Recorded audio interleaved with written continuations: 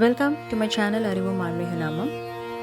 Garuda Gamanadava is a Mahavishnu Stotram. It is a prayer to God Vishnu, requesting him to remove one's sufferings and sins.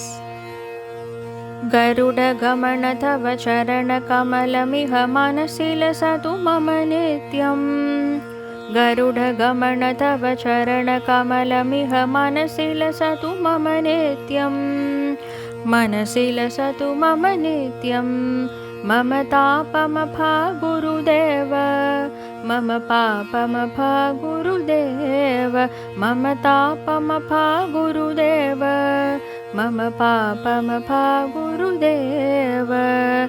Jalajanayana Vidina Mushiharana Mukha Viputa Vinuda Pada Padma.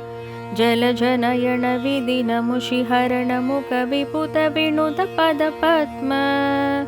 Viputa Vinuta Pada Padma. Mama Tapamapha Gurudeva. Mama Papamapha Gurudeva. Mama Tapamapha Gurudeva. Mama Papamapha Gurudeva.